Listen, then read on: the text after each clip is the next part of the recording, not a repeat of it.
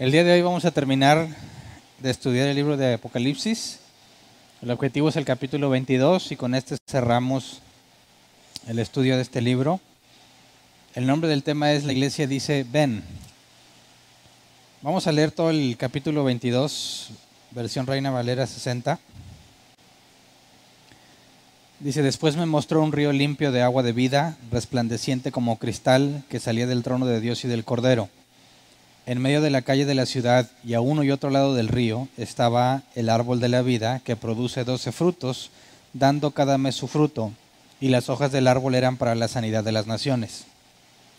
Y no habrá más maldición, y el trono de Dios y del Cordero estará en ella, y sus siervos le servirán, y verán su rostro, y su nombre estará en sus frentes.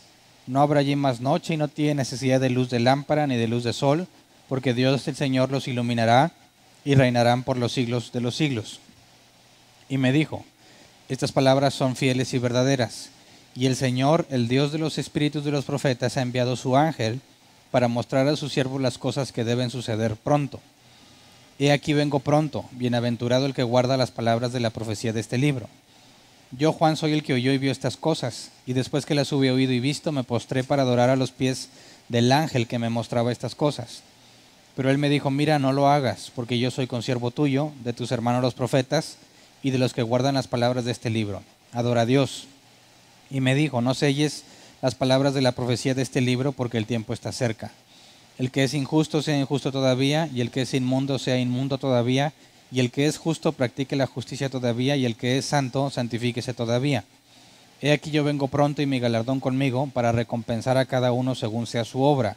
Yo soy el alfa y el omega, el principio y el fin, el primero y el último. Bienaventurados los que lavan sus ropas para tener derecho al árbol de la vida y para entrar por las puertas en la ciudad. Mas los perros estarán fuera, y los hechiceros, los fornicarios, los homicidas, los idólatras y todo aquel que ama y hace mentira. Yo, Jesús, he enviado mi ángel para daros testimonio de estas cosas en las iglesias. Yo soy la raíz y el linaje de David, la estrella resplandeciente de la mañana. Y el espíritu y la esposa dicen: ven. Y el que oye diga: ven. Y el que tiene sed, venga. Y el que quiera, tome del agua de la vida gratuitamente. Yo testifico a todo aquel que oye las palabras de la profecía de este libro. Si alguno añadiera a estas cosas, Dios traerá sobre él las plagas que están escritas en este libro. Y si alguno quitare de las palabras del libro de esta profecía, Dios quitará su parte del libro de la vida y de la santa ciudad y de las cosas que están escritas en este libro. El que da testimonio de estas cosas dice: ciertamente vengo en breve. Amén. Sí, ven, Señor Jesús. La gracia de nuestro Señor Jesucristo sea con todos vosotros. Amén. Ok, es lo último. Y vemos que este capítulo da fin a la revelación y luego deja unas palabras de parte de Jesús que se intercalan con palabras del ángel que estaba hablando con Juan, que puede traer confusión entre determinar quién está hablando, si es el ángel o Jesús. Pero al final leímos que el Espíritu dice ven y la esposa dice ven. Yo quise nombrar la iglesia dice ven porque la esposa de Cristo es la iglesia, ¿verdad? En este contexto. Así que veamos lo último que se nos revela en los primeros versículos de este capítulo en cuanto a la nueva Jerusalén, a la nueva creación, cuando nos dice en el versículo 1 y 2 que hay un río de agua de vida, resplandeciente como cristal, que sale del trono de Dios y del Cordero. Y en medio de la calle de la ciudad y a uno y otro lado del río estaba el árbol de la vida, que produce 12 frutos, dando cada mes su fruto, y las hojas del árbol eran para la sanidad de las naciones. Aquí, si te fijas, nos había descrito la ciudad, sus medidas y todo, pero no nos había dicho qué había dentro particularmente. Nos decía que estaba Dios y el Cordero, ¿verdad? Pero adentro no nos había dicho nada. Aquí nos dice que en medio de la calle de la ciudad y a uno y otro lado del río estaba el árbol de la vida. Y este río sale del trono de Dios y del Cordero. Así que aquí nos revela que hay dentro de la ciudad. Hay un trono donde sale un río y a uno y otro lado del río está el árbol de la vida. Y nos dice que este árbol da cada mes su fruto. Y la palabra aquí, mes, el griego es mes lunar. Eso implica entonces que sí hay conciencia del tiempo, sí hay meses. Los meses lunares son de 30 días. Entonces, en este momento del tiempo, cuando se habla de la Nueva Jerusalén, la nueva creación, sí podemos ver que la luna, ya que son meses lunares, la luna tiene que estar presente. ¿Se acuerdan que en el capítulo, la clase pasada vimos que cuando decía que la ciudad no necesitaba ni del sol ni de la luna para que la alumbrara? Vimos que se especifica que es la ciudad la que no lo necesita, pero en las regiones fuera de la ciudad sí se requeriría entonces. Y aquí vemos entonces que en el versículo, recordemos, versículo 23 del capítulo anterior, capítulo 21, dice: la ciudad no tiene necesidad de sol ni de luna que brillen en ella, porque la gloria de Dios la ilumina y el Cordero es su lumbrera. Entonces, si hay meses y en cada mes hay fruto, entonces el concepto del tiempo sigue siendo similar al que entendemos. La luna, de perdido la luna, tendría que estar ahí dando vueltas para determinar los ciclos y por consecuencia los meses, los días. Así que si hay conciencia de tiempo y si hay frutos y las hojas del árbol son para sanidad a las naciones, entonces si hay comida, ¿verdad? Seguiremos comiendo. Pero nos dice que el árbol está a uno y otro lado del río. Y aquí suena complejo de entender, porque si tú tienes un trono y de ahí sale un río, voy a tratar de dibujarlo. Si tenemos el trono y de aquí, por así ponerlo, sale un río, ¿cómo tienes al árbol de la vida de un lado y del otro? ¿Es así como un puente el árbol? ¿O cómo tienes al árbol de un lado o del otro? ¿Está de uno o del otro? ¿O cómo tienes en ambos lados el árbol, ¿verdad? El árbol de la vida puede estar en medio de la calle de la ciudad, sí, pero a un lado y al otro del río ya suena complejo. Aquí lo importante notar es que en la traducción que tenemos al español nos pone el árbol, pero en el griego, en el texto original, el artículo el no aparece. Así que el original dice: a uno y otro lado del río había árbol de vida, o estaba árbol de vida, o hay árbol de vida, lo que implica que no es uno solo. La idea de que es un árbol, uno solo, que está a un lado y al otro lado del río, no es lo que nos está diciendo Juan. Nos dice entonces que de un lado y del otro hay árbol de vida. Entonces tendría que ser varios, distintos, muchos. Si es a lo largo de todo el río, entonces son muchos árboles de vida. Y nos dice que sus hojas son para la sanidad de las naciones. Ahora, antes de pasar a lo de las hojas, quisiera que vayamos a Génesis 2, versículo 9 y 10. Génesis 2, versículo 9 y 10, porque nos describe algo muy similar a lo que nos está describiendo Juan. Dice: Jehová Dios hizo nacer de la tierra todo árbol delicioso a la vista y bueno para comer, también el árbol de vida en medio del huerto, y el árbol de la ciencia del bien y del mal. Y salía de Edén un río para regar el huerto, y de ahí se repartían 4 brazos. Y te fijas, aquí hay similitudes. Nos dice Juan que de la calle de en medio de la ciudad, ¿verdad?, está el árbol de la vida. Aquí nos dice que Dios hizo todo árbol delicioso a la vista y bueno para comer, también el árbol de la vida en medio del huerto. En la calle de en medio de la calle, hay un árbol de vida a ambos lados del río. En Génesis, en el principio de la creación, el árbol de la vida estaba en medio del huerto. Y también dice que salía de Edén un río para regar el huerto. Así que tenemos el río y el árbol de la vida al principio de la creación, y en la nueva creación, al final de todo, tienes el río y el árbol de vida. Ambas cosas están presentes, de manera que es muy similar lo que veremos en aquel tiempo con respecto a lo que Adán y Eva vieron. Ahora, cuando habla de que da fruto cada mes y hojas para sanidad, habla entonces de que podemos comer, ¿verdad? La referencia que tenemos para esto es dado que Jesús resucitó con un cuerpo glorificado. Las cosas que Jesús hizo pueden ser referencia para nosotros, ya que nosotros tendremos la misma naturaleza glorificada que Él.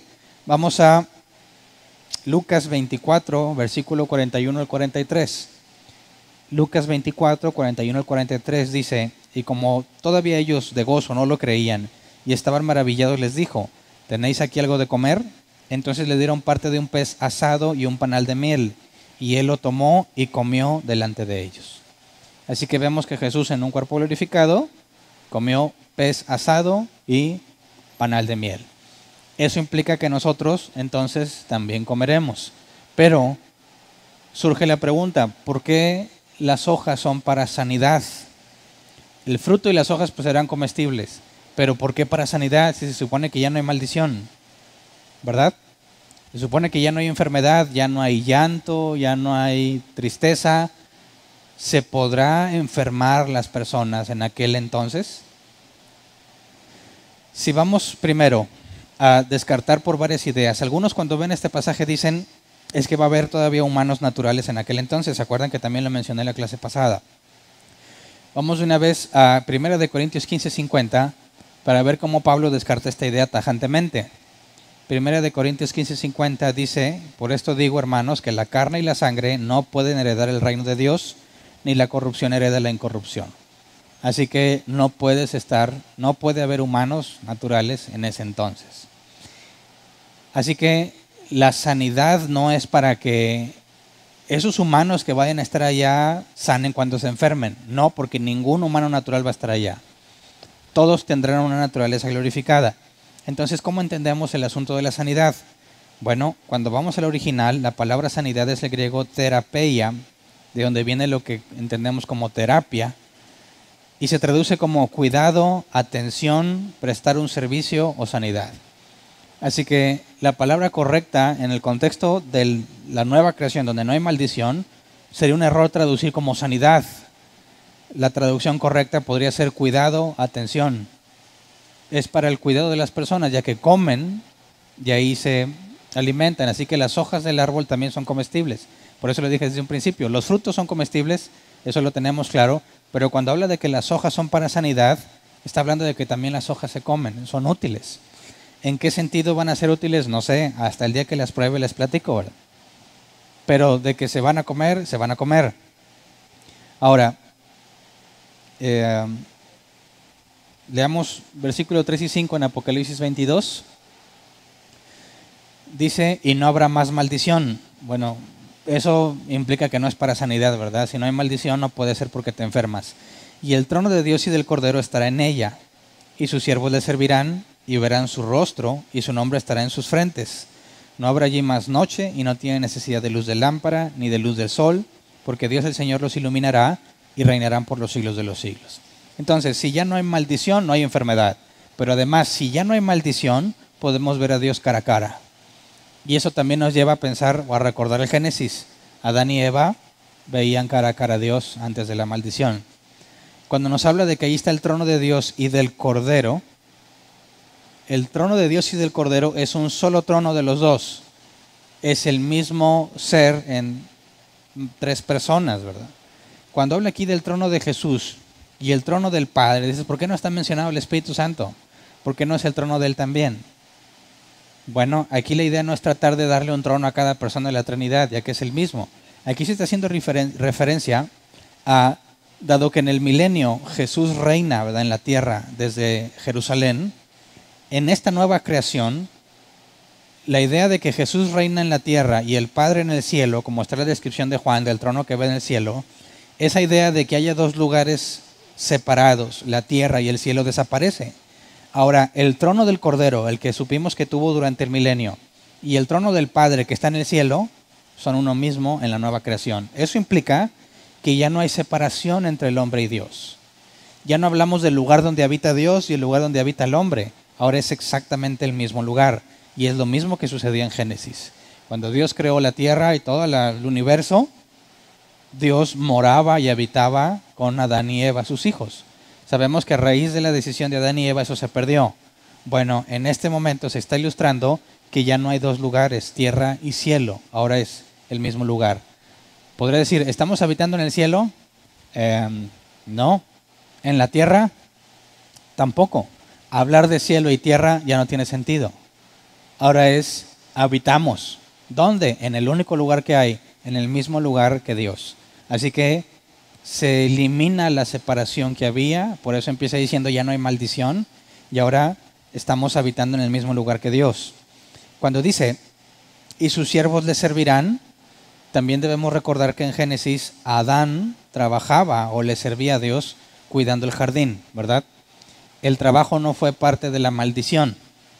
Adán ya trabajaba antes de que comieran del árbol de la ciencia del bien y del mal.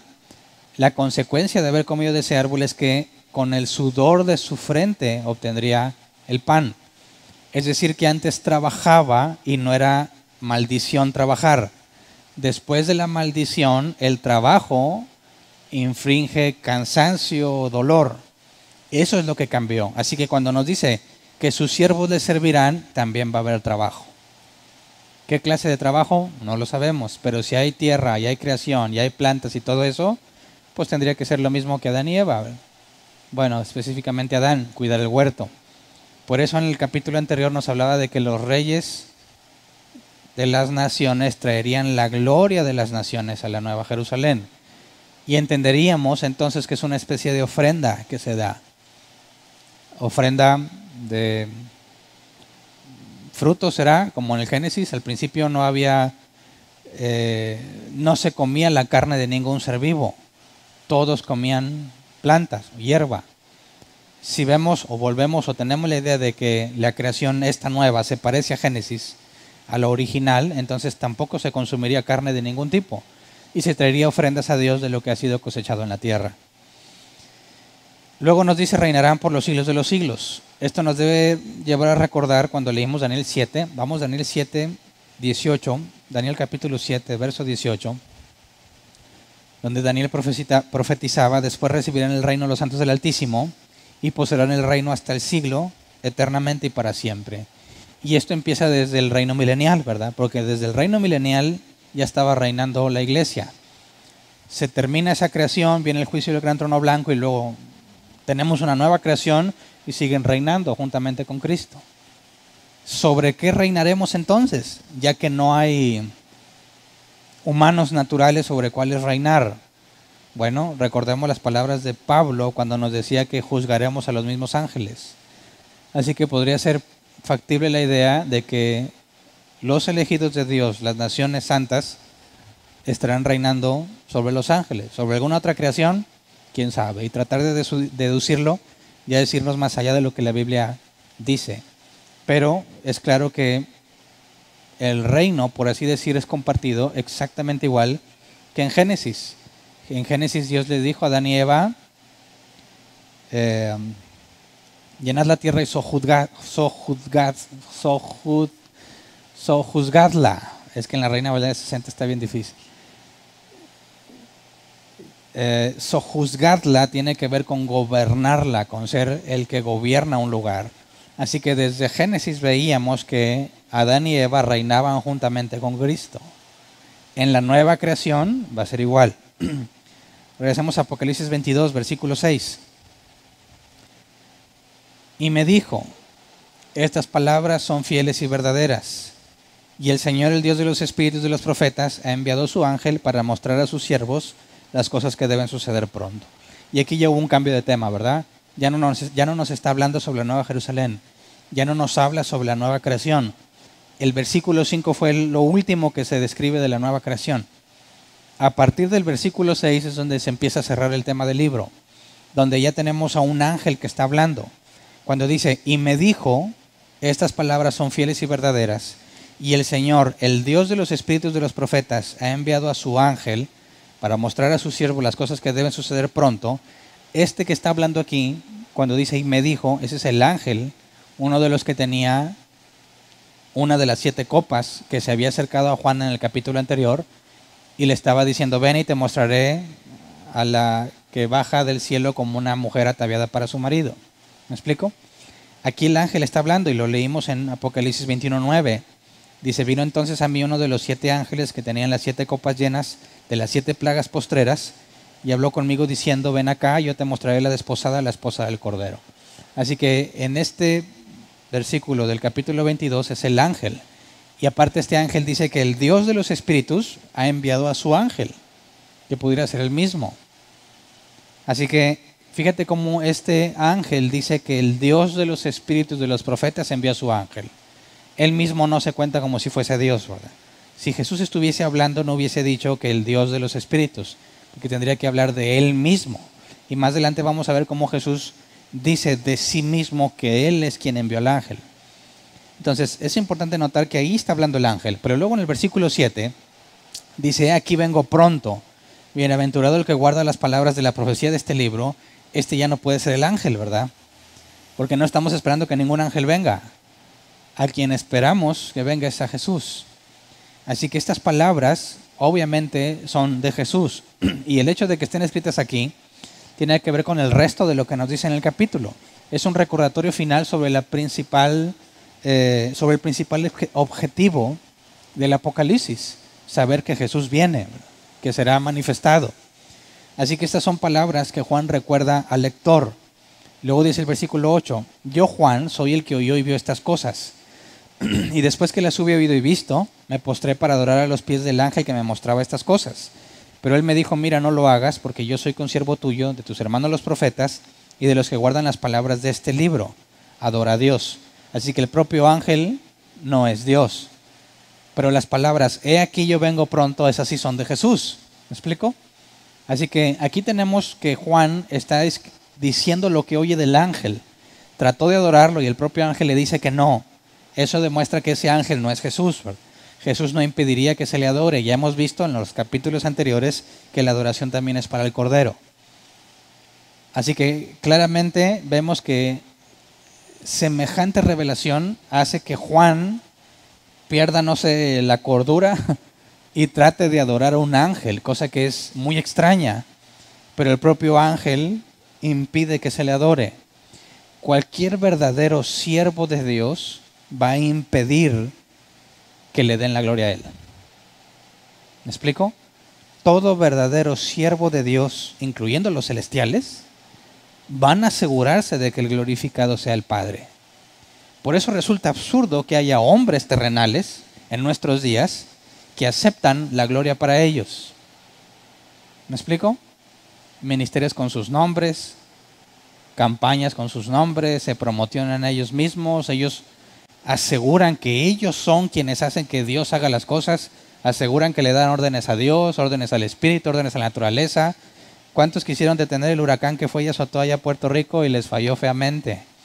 ¿Cuántos quisieron detener y declararon y que no sé qué, Maldonado y muchos otros, y quedaron en ridículo porque el huracán causó muchos destrozos a pesar de que estos lo habían atado y deshecho en el nombre de Cristo y no sé qué barbaridades? Así que fíjate, la verdadera señal de un siervo de Dios es que cuando se le trate de dar algo de gloria a Él, no lo va a permitir. Un verdadero siervo de Dios se va a encargar que solo Dios sea glorificado. Luego, versículo 10 y 11 dice, y me dijo, no selles las palabras de la profecía de este libro, porque el tiempo está cerca. El que es injusto sea injusto todavía, y el que es inmundo sea inmundo todavía, y el que es justo practique la justicia todavía, y el que es santo santifíquese todavía. Y bueno, a Daniel sí se le dijo que sellara el libro, ¿verdad? Daniel 12:4 dice, pero tú, Daniel, cierra las palabras y sella el libro hasta el tiempo del fin. Muchos correrán de aquí para allá y la ciencia se aumentará. A Daniel, cuando se le reveló en cuanto a lo futuro, de lo cual Apocalipsis nos da muchísimo más detalle, a él sí le dijeron, sella las palabras del libro. Pero a Juan no las selles. Eso demuestra que no se requiere nada sobrenatural para entender el objetivo principal de Apocalipsis. Lamentablemente muchos evitan que se estudie o impiden que se estudie. Muchas veces a mí me dijeron, no leas ese libro, no te metas allí, es demasiado complejo, te vas a confundir y vas a terminar peor que como estabas. Pero lo que yo encuentro al leer Apocalipsis es que el propio Jesús y los ángeles, bienaventurado el que lea las palabras de esta profecía. Así que en lugar de tratarlo como un libro tabú del cual no se debe leer, es al revés. Debiésemos leerlo, obviamente siendo honestos, respetando el texto, no yéndonos más allá de lo que el texto dice, ni echar a volar nuestra imaginación fuera de lo que el contexto te permite. Manteniéndote en el texto, debe de haber bendición al que lo lee. Luego, cuando nos dice, el que es injusto sea injusto todavía, y el que es inmundo sea inmundo todavía, y el que es justo practique la justicia todavía, y el que es santo santifíquese todavía. Yo cuando lo leía hace tiempo decía, pero ¿por qué me dice esto, verdad? ¿O qué significa? El que es injusto sea injusto. El que es inmundo sea inmundo. El que es justo sea justo, y el que es santo santifíquese. Pues me dejó en las mismas, ¿no? ¿Qué me aporta estos pasajes? Pero si comparamos esto que está diciendo, que el ángel le dijo a Juan, con lo que se le dijo a Daniel y a Ezequiel, nos puede dar luz de lo que está tratando de decir. Vamos a Daniel 12:4. Daniel capítulo 12, versículo 4. Dice, pero tú, Daniel, cierra las palabras y sella el libro hasta el tiempo del fin, ¿verdad? Eso implica que hay un sello. No se podía entender. No hay forma de que se pudiese comprender. Luego vamos al versículo 9 y 10. Daniel 12, 9 y 10. Él respondió, anda Daniel, pues esas palabras están cerradas y selladas hasta el tiempo del fin. Fíjate que le está diciendo lo mismo, ¿verdad? Dice, muchos serán limpios y emblanquecidos y purificados. Los impíos procederán impíamente y ninguno de los impíos entenderá, pero los entendidos comprenderán. Así que fíjate, este sello no impide que los entendidos entiendan, ¿verdad? Pero hace que los impíos no lo entiendan. Muchos serán limpios y emblanquecidos y purificados. Los impíos procederán impíamente y ninguno de los impíos entenderá, pero los entendidos comprenderán. Así que la revelación que se le da a Daniel nos dice, no le va a hacer efecto alguno a los impíos. Ellos van a seguir sin entender. Sin embargo, a los que han sido emblanquecidos y purificados, eso sí lo van a entender. Y luego vamos a Ezequiel 3:27. Ezequiel 3:27 dice, mas cuando yo te hubiera hablado, abriré tu boca y les dirás, así ha dicho Jehová el Señor. El que oye, oiga, y el que no quiera oír, no oiga, porque casas rebeldes son. Así que nuevamente vemos que solo algunos oirán en el sentido de entender, y aquel que no quiere oír, que no oiga. Así que fíjate que hay mucha similitud entre lo que dice Juan en Apocalipsis, lo que se le dijo a Daniel y lo que se le dijo a Ezequiel. Es decir, esta revelación va a hacer que los santos, que los justos, se santifiquen aún más. Pero a los impíos no les va a servir para nada. Ellos van a seguir siendo injustos, van a seguir siendo impíos. Por eso, el que es injusto sea injusto todavía. El que es impío sea impío todavía. El que es justo practique la justicia y el santo santifíquese todavía. Lo que está escrito en este libro solo tiene efecto en los que han sido llamados por Dios. Con los injustos y con los impíos no va a servir para nada. ¿A cuál perteneces tú? Al grupo de personas que este libro los va a llevar a justificarse más y a santificarse más, o a los que dicen, no, pues es un libro complejo, quién sabe qué dice. Ni lo leas, no te metas ahí. ¿En qué grupo están esos? Lamentablemente no pueden pertenecer al grupo de los que han sido santificados, porque ni siquiera les interesa, les da a veces hasta miedo leer Apocalipsis, cuando la palabra es clara que a los justos, a los que han sido santificados, los debe llevar a mayor santidad. Regresamos a Apocalipsis 22, versículo 12 al 15. He aquí yo vengo pronto y mi galardón conmigo, para recompensar a cada uno según sea su obra.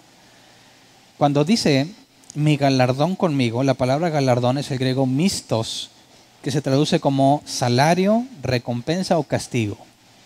Así que cuando habla de que viene con su galardón, no necesariamente es una buena noticia, ¿verdad? Es una buena noticia para el que es de Dios, es una muy mala noticia para el que no es de Él. Porque cuando habla de traer galardón con Él, implica que está hablando del día en que recompensará a unos y castigará a otros. Cuando dice para recompensar a cada uno según su obra, la palabra recompensar en griego es dar lo que se merece. Así que algunos merecerán recompensa, no por méritos propios, sino por los méritos de Cristo, pero otros merecerán castigo. Y aquí está hablando de que cuando dice vengo pronto, es una advertencia tanto para los hijos de Dios, para que estés velando y seas hallado como siervo fiel. Bienaventurado el siervo que cuando venga su amo lo encuentre trabajando. Y es una advertencia para aquel que se dice cristiano o no lo es, que le va a traer su castigo. El punto es que ninguno va a quedar sin lo que se merece. Tanto los elegidos para salvación como aquellos que van a la condenación.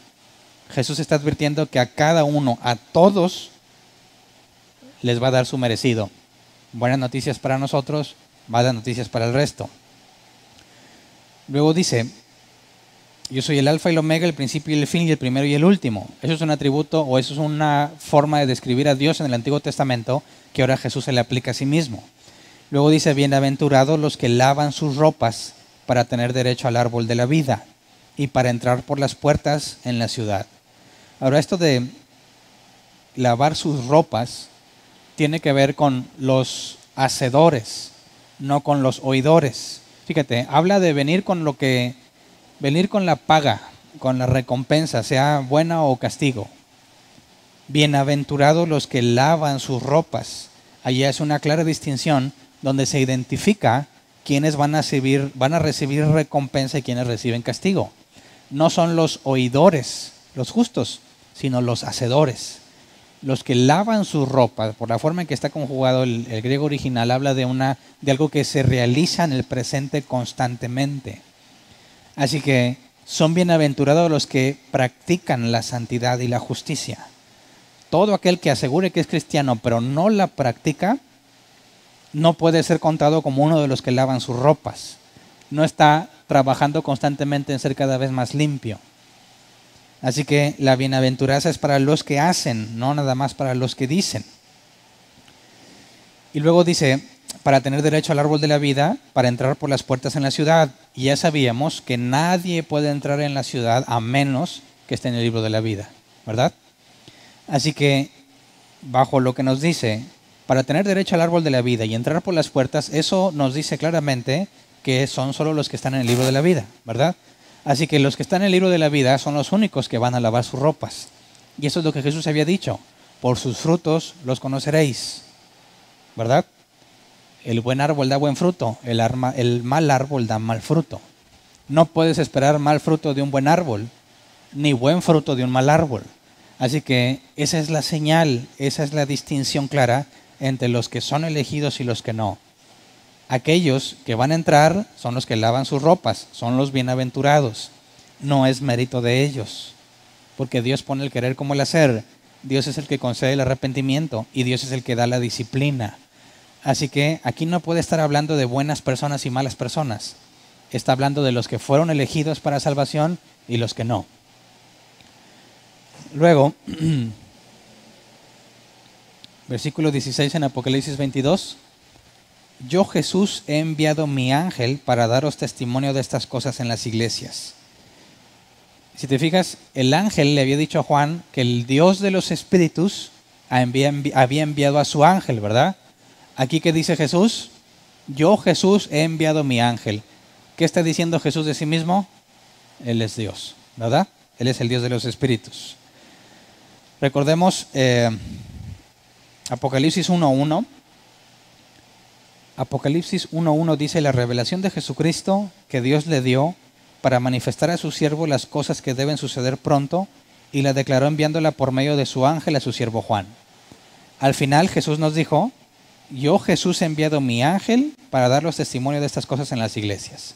Así que entendemos desde el versículo 1 del capítulo 1 que el Padre se lo revela al Hijo. El Hijo, que es Jesús, manda un ángel para revelárselo a Juan. Al momento en el que es Dios, el Dios de los espíritus, quien manda al ángel, eso eleva a Jesús al mismo nivel que Dios. Así que aquí hay otra declaración clara de la deidad de Cristo. Luego, dice Jesús, yo soy la raíz y el linaje de David. Y esta es la respuesta a la pregunta que Jesús hizo a los fariseos cuando estuvo aquí en la tierra. Vamos a Mateo 22, 41 al 46. Mateo 22, 41 al 46 dice, y estando juntos los fariseos, Jesús les preguntó diciendo, ¿qué pensáis del Cristo? ¿De quién es hijo? Le dijeron de David. Él les dijo, pues, ¿cómo David en el Espíritu le llama Señor? Diciendo, dijo el Señor a mi Señor, siéntete a mi derecha hasta que ponga a tus enemigos por estrado de tus pies. Pues si David le llama Señor, ¿cómo es su hijo? Y nadie le podía responder palabra, ni osó alguno desde aquel día preguntarle más. Y tampoco les dio la respuesta, ¿verdad? Y aquí Jesús cuando dice, yo soy la raíz y el linaje de David, esa es la respuesta a la pregunta que le hizo a los fariseos. El Cristo es hombre y es Dios. Son las dos naturalezas de Cristo. Él es la raíz de David, es decir, de ahí David viene de él, pero también es el linaje de David. También desciende de David. Si Él es Dios, solamente Dios, no puede ser linaje de David. Y si es solamente humano, no puede ser la raíz de David. Así que en el Mesías tenemos las dos naturalezas, la humana y la divina. Cuando les hablé sobre Jesús, hablando de que Él es Dios y cómo entendemos la Trinidad y que la persona de Jesús tiene dos naturalezas, no es un invento de los teólogos, son las propias palabras de Jesús en este pasaje. Eso era algo que no pudo comprender nadie de los contemporáneos de Cristo. Eso es algo que Jesús tuvo que explicarle a sus discípulos cuando resucitó. Les abrió el entendimiento. Camino de Emaús también los regañó.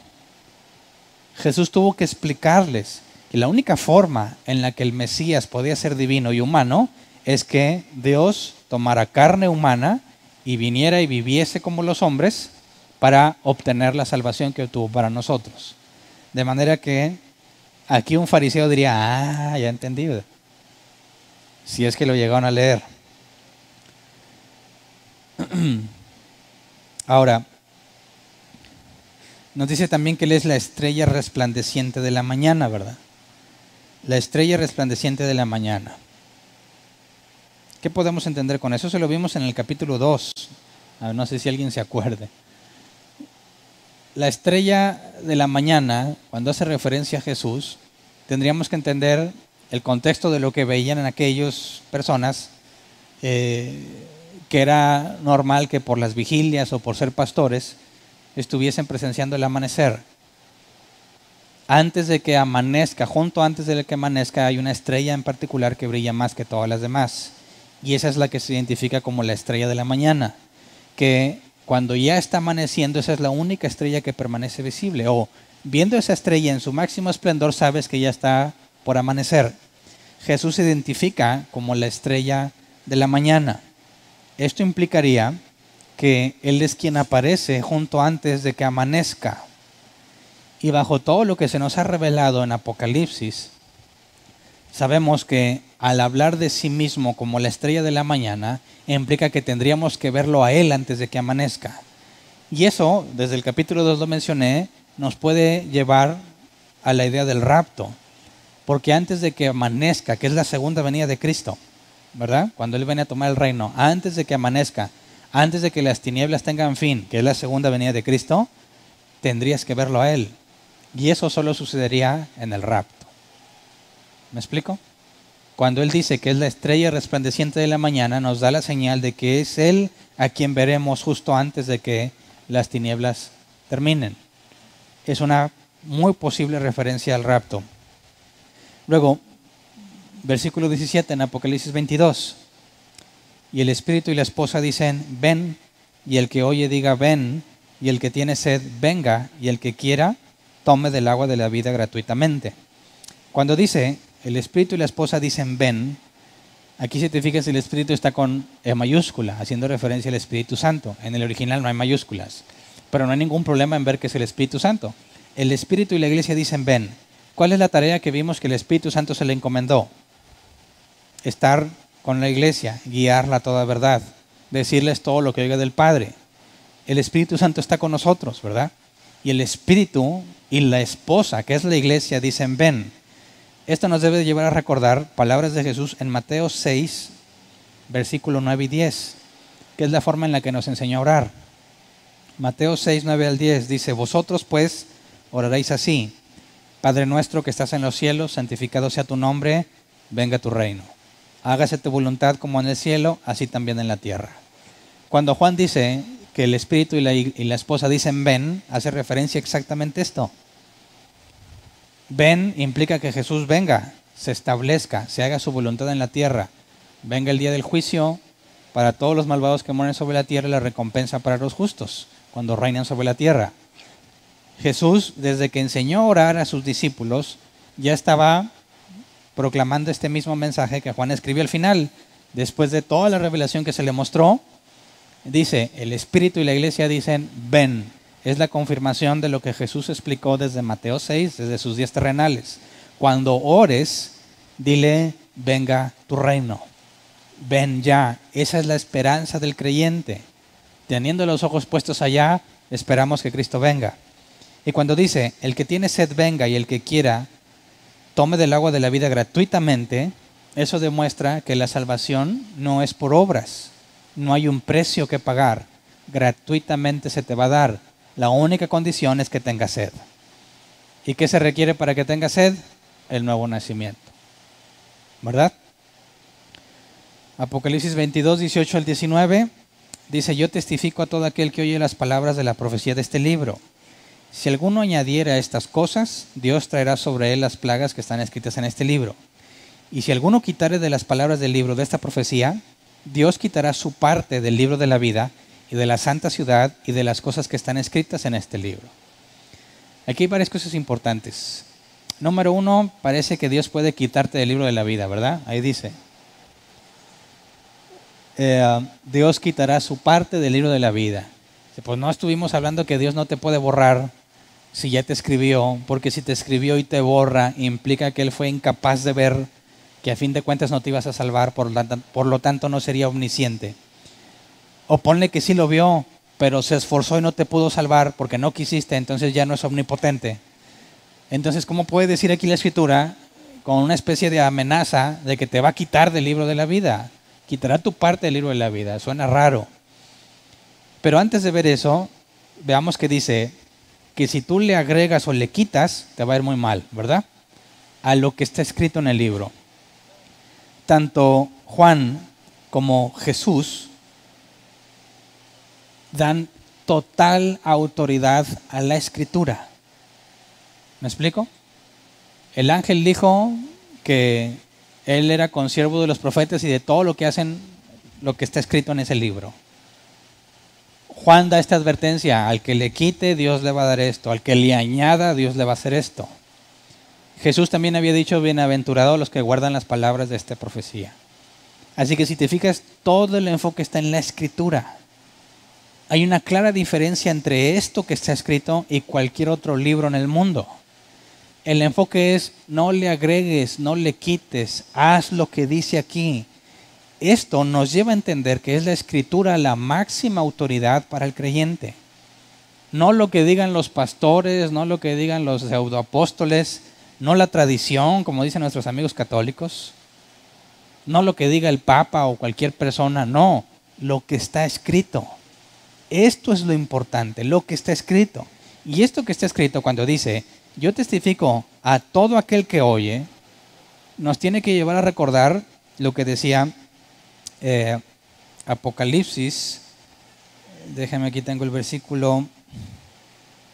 Apocalipsis 1. Ya se me fue, aquí está. 1:4. Apocalipsis 1:4. No sé quién recuerda. Juan a las 7 iglesias que están en Asia, gracia y paz a vosotros, del que es, el que era y que ha de venir, y de los 7 espíritus que están delante de su trono. Y ahí decíamos, ¿por qué a las 7 iglesias nada más? Fue escrito nada más a las 7 iglesias y dijimos, no puede ser porque había muchas más iglesias, muchas más de 7. Y vimos que el 7 lo podíamos interpretar como un símbolo, ya que también nos habla de los 7 espíritus. Y partimos de eso. Bueno, cuando llegamos aquí a Apocalipsis 22 y nos dice, yo testifico a todo aquel que oye las palabras de la profecía, claramente está hablando de cualquiera que las lea, no nada más de las 7 iglesias. Así que podemos saber con certeza que al final del libro se testifica que es para que cualquiera que lo oiga, cualquiera, no nada más esas 7. lo que nos lleva a confirmar que la idea del 7 en los primeros capítulos tiene que ver con un símbolo y no con algo literal. Entonces, todo aquel que oye las palabras de la profecía, las palabras, lo que está ahí escrito, sin agregarle, sin quitarle. Por eso, y muchas otras evidencias más, nosotros decimos que somos solo escritura. Porque solo la escritura tiene semejante peso. Leamos como Deuteronomio 4:2, cuando se daba la ley, se nos dice: no añadiréis a la palabra que yo os mando, ni disminuiréis de ella, para que guardéis los mandamientos de Jehová vuestro Dios que yo os ordeno. La misma instrucción, no le agregues ni le quites. Luego Deuteronomio 12:32. Cuidarás de hacer todo lo que yo te mando, no añadirás a ello, ni de ello quitarás. Lo mismo, no agregues, no quites. El nivel de inspiración o la inspiración divina en el texto considerada para la Torá, los primeros 5 libros y el resto, es puesto al mismo nivel en el libro de Apocalipsis. El enfoque está en que el escrito, el texto está inspirado, el original, ¿verdad? Está inspirado por Dios. Debes de hacerlo tal cual dice, sin agregarle, sin quitarle. Si le quitas o le agregas, si le agregas, Dios añadirá las plagas que están ahí a tu vida.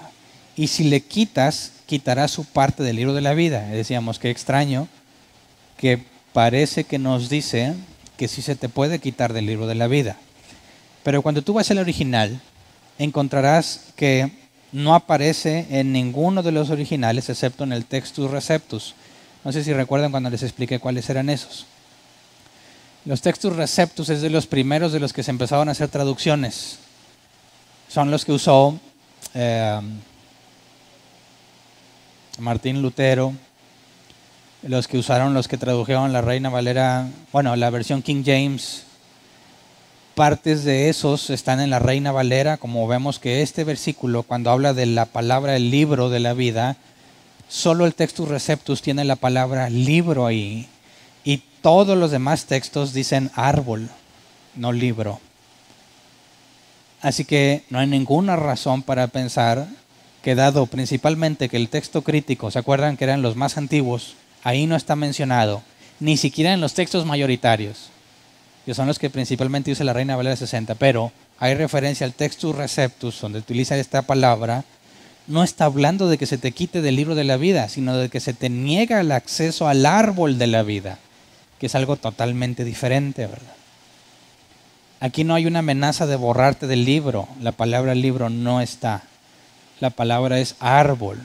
Se te quitará la parte que te correspondería del árbol, pero no es una amenaza como si Dios no supiera qué vas a hacer en el futuro y dice, mira, si me doy cuenta que le quitaste o que le pusiste, entonces te voy a quitar lo que te prometí. No, porque eso haría falsa la omnisciencia de Dios, ¿verdad?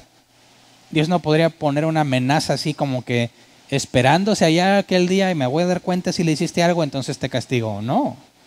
Lo que nos está diciendo aquí es que esta advertencia es clara para aquellos que no son salvos, que no son elegidos.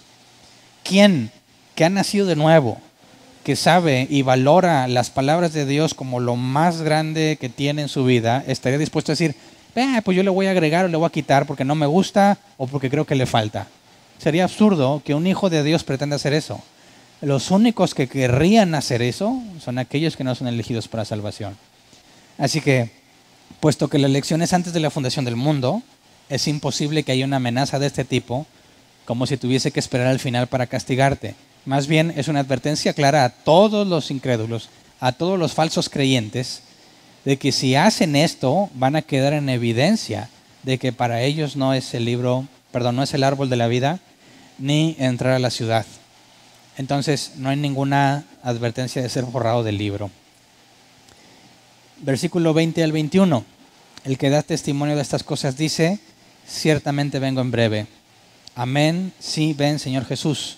La gracia de nuestro Señor Jesucristo sea con todos vosotros. Amén. Y cuando dice que ciertamente vengo en breve, la palabra breve es taqui o taxi. la que conocemos nosotros taxi, que se traduce como justo a tiempo, sin demoras innecesarias. Así que dicen, oye, ya pasaron más de 2000 años y dijo que ya mero venía y no ha venido, ¿por qué le crees? No, es que no dijo que ya mero venía, dijo que vendría justo a tiempo y sin demoras, ¿verdad? ¿Por qué no ha venido? Pues porque todavía no es el tiempo, pero una cosa sí estamos seguros, no se está retrasando, no se ha demorado, va a venir justo cuando Dios lo dijo. El punto es que nadie sabe, Jesús dijo, el día y la hora nadie lo sabe. Así que nadie puede calcularlo, como hace poco lo intentaron, ¿verdad? ¿Cuántas semanas llevamos ya después del fin del mundo? Que era el 23 de septiembre, ¿no? Que iba a venir y dices, no, qué grave y qué vergüenza para todos los que publicaron eso en Facebook, bien seguros. ¿Y ahora qué van a decir? O no, ya no los he visto que publiquen nada, ni disculpas, ni me equivoqué, nada, simplemente desaparecieron de internet. Es claramente Jesús vendrá en el tiempo correcto, sin demoras, y solamente el Padre sabe cuándo. Así que ese es el final. Aquí termina todo lo que estaba preparado para que lo leyéramos nosotros.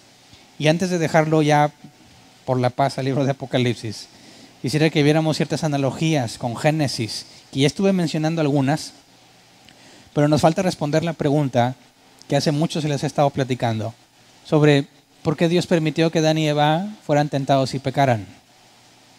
¿Qué había en la mente de Dios, sin tratar de ser adivino ni meterme en la mente de Dios, sino deducir por medio de la Escritura por qué razón Dios permitió que pasara eso? Primero, veamos ciertos paralelismos o analogías entre Génesis y Apocalipsis. Por ejemplo, en Génesis a la reunión de las aguas llamó mares. En la nueva creación dice el mar ya no es. En Génesis a las tinieblas llamó noche. En Apocalipsis nos dice que en la ciudad donde habita Dios y el Cordero no hay noche. En Génesis dice que Dios hizo las dos grandes lumbreras para que se enseñorearan en el día y en la noche. En Apocalipsis dice la ciudad no tiene necesidad ni del sol ni de luna, porque la gloria de Dios la ilumina. En Génesis dice, en el día que de él comieres ciertamente morirás. En Apocalipsis dice, la muerte no será más. En Génesis dice, multiplicaré tus dolores. En Apocalipsis dice, no habrá más dolor. En Génesis dice, maldita será la tierra por tu causa. En Apocalipsis dice, no habrá más maldición. En Génesis, Satán aparece como el engañador de la humanidad. En Apocalipsis, Satán es condenado para siempre. En Génesis, el hombre es echado del Edén y no se le permite llegar al árbol de la vida. En Apocalipsis, el hombre vive con Dios y tiene acceso al árbol de la vida. En Génesis, el hombre es echado de la presencia de Dios. En Apocalipsis, veremos su rostro. Y por último, el primer hogar del hombre era un huerto junto al río. Y el hogar eterno de Dios con el hombre, también hay un río y también hay una especie de huerto. Así que cuando algunos se cuestionan y dicen, ¿qué clase de padre? Viendo Génesis, ¿verdad? Específicamente Génesis 3. ¿Qué clase de padre le da una pistola a su hijo pequeño y luego lo maldice por dispararse? Esa es la forma en que se cuestionan el relato de los primeros 3 capítulos de Génesis. Dice, a ver, Dios, que todo lo sabe, pone un árbol que les va a hacer pecar, que les va a traer maldición, permite que la serpiente entre, los tiente, caen, muerden el fruto y luego Dios los maldice. O sea, no es exactamente el mismo problema que un padre dándole un arma a un niño pequeño. El niño se dispara y luego lo maldice. Ellos consideran que es absurdo. Y así como lo plantean, pues sí, suena absurdo. Pero ese ejemplo está incompleto. Le falta un punto clave, un punto muy importante. Y es que Dios tiene poder para devolver la vida al hombre, ¿verdad? Aquí si tú preguntas, ¿qué clase de padre le pone una pistola al niño? Se dispara el niño con la pistola y luego lo maldice. Dices, no, espérate, no puedes tomar esa analogía porque nosotros no tenemos poder sobre la vida. Pero si tú pones la analogía tal como lo pone Génesis, Dios tiene poder para devolverte la vida cuando Él quiera. Y te pone algo que te va a llevar a un problema. Y luego ves al final de los tiempos que te regresa mejorado lo que tenías, ¿dónde está el problema? ¿Cuál era el propósito de Dios? ¿Te puso algo que Él no podía controlar? ¿Algo que era irreversible para Él? No.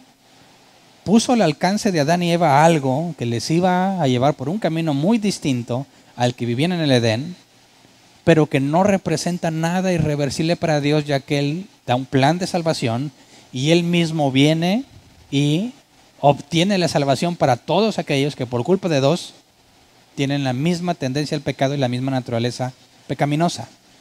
Así que al final de Apocalipsis entendemos que cuando Dios permite que esto pase, viendo el principio de la Biblia y viendo el final, ¿qué es lo que Dios obtuvo? No cambió nada. Dios desde antes de la creación ya había elegido a todos, ¿verdad? Al final de la creación tiene a todos sus elegidos. ¿Perdió algo? No. ¿Se le complicó algo? No. A los que eligió, a esos glorificó. Entonces, ¿qué es lo que se obtuvo desde el principio al fin? Incluyendo a Adán y Eva, que van a andar allá también, ¿verdad? ¿Qué es lo que obtuvo? Bueno, obtuvo una nación de todos sus elegidos antes de que todo pasara, con un conocimiento muy profundo e íntimo de Dios. Cosa que era imposible en el Edén de Génesis. Si en el Edén de Génesis todo permanecía bueno, jamás iban a experimentar lo que nosotros experimentamos hoy en día, que nos lleva a comprender los atributos divinos que de ninguna otra forma hubiésemos conocido. No hubieses conocido la misericordia de Dios porque hubiese sido innecesaria. No hubieses conocido el amor de Dios tan profundo como el que manifestó al venir a morir por nosotros, a estar dispuesto a padecer innecesariamente por nosotros. A un Dios que te sana, a un Dios que te provee, a un Dios que no te abandona, a un Dios que te sostiene, a un Dios que te cuida, un Dios que siempre está contigo en las buenas y en las malas. Las naciones que tenemos al final de Apocalipsis tienen una revelación mucho mayor y mucho más profunda que la que se dio en el principio en Génesis. Y ahí está. Dios permitió que todo eso pasara para que se cumpliera lo que Jesús oró al Padre en en Juan 17. Padre, que sean uno, como tú y yo somos uno. Que su amor sea completo, como nuestro amor es completo. Y eso es lo que ves al final de Apocalipsis. Cosa que no existía en Génesis. Así que Dios no generó un plan B, ni le fallaron las cuentas, ni se le escapó la serpiente. Todo desde el principio, desde antes de la creación, fue cuidadosamente establecido. Cada acto, cada comportamiento, cada persona, todo fue perfectamente organizado para llegar a este punto que vemos al final de Apocalipsis, donde Él habita por la eternidad con un pueblo que le ama y le conoce como nunca le pudo haber amado. Si Adán y Eva no tuvieran la capacidad de elegir entre estar con Él y sin Él, no puedes hablar de amor, ¿verdad? Ya he dado este ejemplo otras veces, pero lo quiero volver a decir.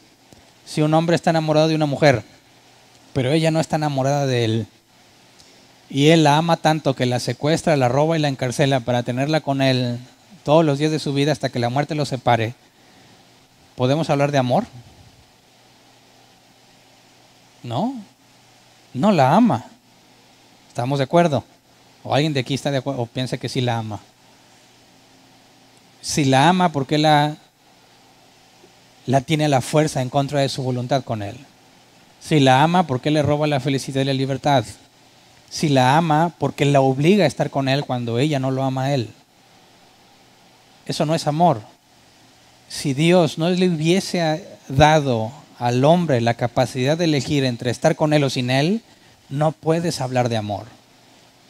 Por eso lo que Adán y Eva experimentaron no es el amor que nosotros conocemos hoy en día y que las naciones al final de todo esto van a conocer, porque ellos sí tuvieron la oportunidad de elegir, sí o no, experimentaron esa parte y podemos hablar de amor al Padre. No sé si me explico. Todo lo que pasó en este transcurso de Génesis a Apocalipsis es para que realmente pudiese haber un amor como Jesús le pidió al Padre, un amor perfecto, como lo hay en la Trinidad, también lo habrá entre sus hijos y ellos. ¿Me explico? Así que con eso terminamos Apocalipsis. Y esto nos lleva al final del estudio de la Biblia. Lo empezamos el 6 de febrero del 2014. 15, 16, 17, 3 años y unos 8 meses. Nos tomó estudiar toda la Biblia. Yo sé que no todos estuvieron aquí desde que empezamos, ¿verdad? Pero fíjate, ¿cuánto tiempo nos ha tomado? Obviamente hubo reuniones en las que no nos seguimos al curso, no nos apegamos a la secuencia, a veces toqué otros temas, a veces por aniversario o cosas así, pero nos llevó todo ese tiempo. Ahora, más de 3 años y medio después, terminamos y ¿crees que ya lo sabes todo? ¿Crees que no vale la pena volver a empezar otra vez, Hernán? ¿Ya lo vimos? Hay muchas personas que dicen, yo ya me sé toda la Biblia, yo ya la leí completa. Piensan que porque ya la leyeron completa, ya saben todo. ¿Cuántas veces la has leído? Como congregación esta es la tercera vez que la leemos completa. Pero esta es la vez que más nos hemos tardado. ¿Por qué? Porque honestamente yo pienso que todos lo deben de experimentar. Mientras más la lees, más aprendes. Y cuando regresas hay más cosas que nunca viste. Y hay más profundidad en lo que ya habías visto. Y te toma más tiempo escudriñarla más a detalle. Así que si esta última vez nos tomó más de 3 años y medio, ¿cuánto crees que nos va a tomar volver a llegar? A lo mejor 4 o 4 años y medio. Pero más que decir, no, hombre, pues qué flojera. No. Si realmente estás avanzando en el estudio de la palabra y cada vez te tardas más analizándola, eso implica que vas creciendo, que no tienes la misma ignorancia de antes y que ahora puedes ver cosas que no veías. Porque cuando aprendías un poquillo de cosas y luego le vas agregando más y más y más, eso te lleva a entender más cosas cuando tienes la totalidad de lo que la Biblia dice, lo que alcanzaste a entender. Y cuando vuelves a empezar, no vuelves a empezar de cero. Ya traes toda la Biblia. Y cuando te regresas a Génesis, te vas a encontrar muchas cosas del Nuevo Testamento reflejadas ahí. Muchas enseñanzas de Cristo reflejadas ahí. Muchas cosas que nos dice Pablo, que estudió, experto en el Antiguo Testamento, las vas a empezar a encontrar y las vas a empezar a deducir tal como ellos lo hicieron. Y eso es algo que nos debe motivar a seguir adelante. Pero en esta ocasión, este domingo que viene no voy a empezar con Génesis. Hay muchas personas entre nosotros que son nuevas, que no tenían un conocimiento previo de las Escrituras, o muchos lo tenían, pero muy mal conocimiento previo de las Escrituras. Así que antes de entrar a Génesis, vamos a tomarnos un buen tiempo indefinido para analizar los fundamentos del cristianismo. Nos vamos a enfocar en doctrina fundamental. Y esto ya no es de analizar verso por verso, nos vamos a meter en lo que se llama teología sistemática. Todo lo que la Biblia dice de un tema en particular. ¿Qué es el pecado? Todo lo que la Biblia dice al respecto. ¿Qué es la santidad? Todo lo que encontremos al respecto. Para poder dejar, antes de empezar con la escritura, los temas fundamentales bien explicados y que nos quede como archivo para que cuando alguien venga nuevo a la congregación, decirle, mira, tienes todo esto que escuchar. Todos estos temas básicos y fundamentales y poder usarlos para que podamos, desde que empiezan, poner primero los fundamentos y luego empezar con el estudio de la Escritura. Así que este domingo vamos a empezar con un tema que nada que ver con Génesis, pero tiene que ver con doctrina fundamental. ¿Ok? No sé cuánto tiempo, ya Dios dirá, pero no tengo prisa, así que nos vamos a tomar un buen tiempo analizando teología sistemática. Muy bien, vamos a ponernos de pie, vamos a orar.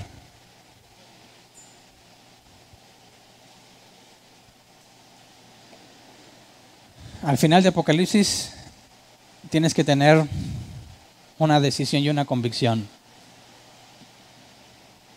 Estamos en una vida difícil, con altas y bajas. A uno les va más mal que a otros, unos sufren más que otros. Tenemos la certeza de que Dios no nos dará una prueba que no podamos soportar.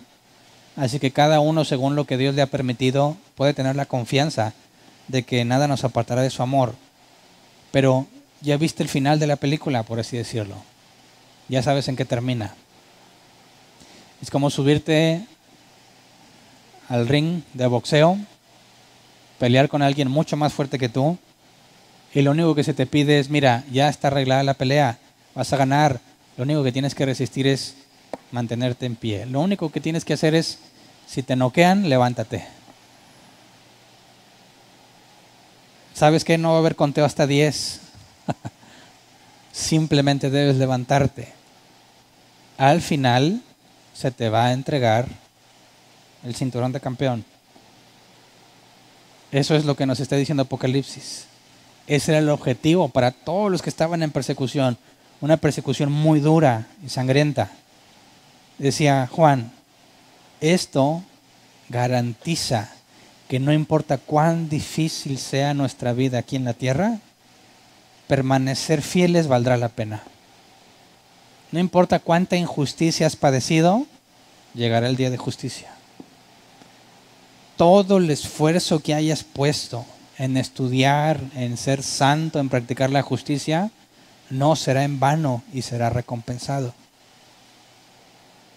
Y ese es el enfoque que tenemos que tener. A la luz de Apocalipsis y de todo lo que dice, más que asustarnos y tener miedo de que el anticristo venga, que sería absurdo después de leer todo lo que leímos, debe de traer consuelo, alivio, motivación a seguir adelante porque ya está definido. Todo el que ha nacido de Dios vence al mundo. No tenemos por qué angustiarnos. ¿Me habrá rechazado Dios? ¿Qué tal si ya no soy salvo mañana? Ese no es el tema. Aquí está dicho, todos los que están en el libro de la vida van a estar con Dios eternamente. Así que no me preocupo por si me salvo o no me salvo. Me preocupo por agradarle a Dios porque Él ya dio todo por mí. Me preocupo, o me ocupo, mejor dicho, en vivir en santidad porque sé que Él es fiel aunque yo sea infiel. Cuando esté enfermo, no voy a estar angustiado por si viviré o no viviré. Ya sea que viva o que muera, me espera la corona. El vivir es Cristo y el morir es ganancia. Sigue luchando. Esfuérzate por permanecer fiel. Confía en Dios. Él lo va a hacer. Y a la luz de Apocalipsis, lo único que resta decir es, como dijo Juan, el que oye diga, ven. Así que vamos a orar, Señor. Sabemos que tú tienes un día ya establecido desde antes de la fundación del mundo. Y que cuando te pedimos que vengas, no es porque estemos pidiéndote que adelantes las cosas o pidiéndote que nos concedas que vengas aunque no sea conforme a tu plan, sino para manifestar el verdadero deseo que hay en nuestro interior y que queremos ver esos días. Queremos vernos, Señor, en tu ciudad, en la Nueva Jerusalén.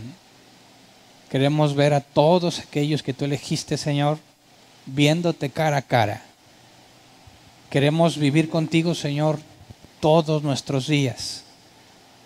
Queremos ver como tú ves, conocer como tú conoces, ser como tú eres. Queremos que la lucha interna que hay en los miembros de nuestro cuerpo termine para siempre. Queremos experimentar, Señor, el gobierno justo, sin corrupción, un gobierno tuyo, Señor, sobre todas las cosas. Enséñanos a deleitarnos en ti ahora, con lo poco que podemos ver de tu gloria, con lo poco que podemos experimentar de tu gloria. Concédenos aferrarnos con todas nuestras fuerzas a ti. En los momentos de tentación, concédenos ser fieles y ser firmes para no caer.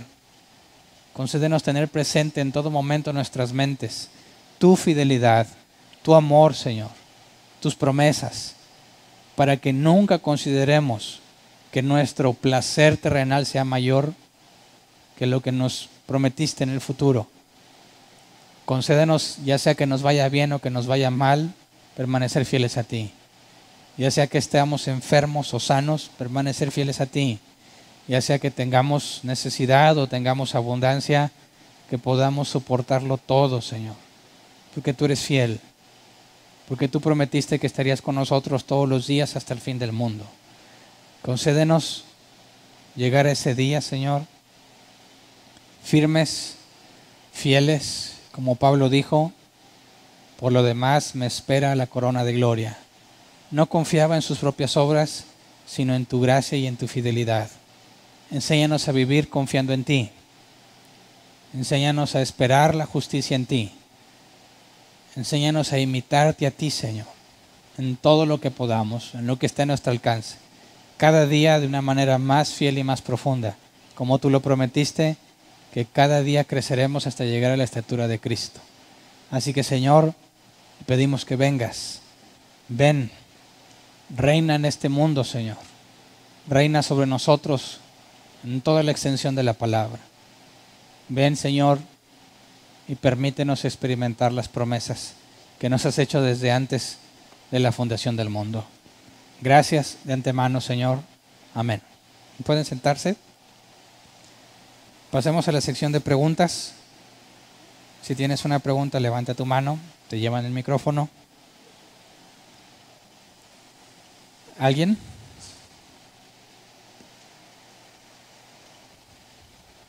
¿No? Cierro con broche de oro. No, ok.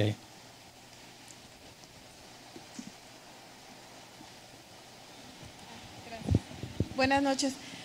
Nada más son dos preguntas.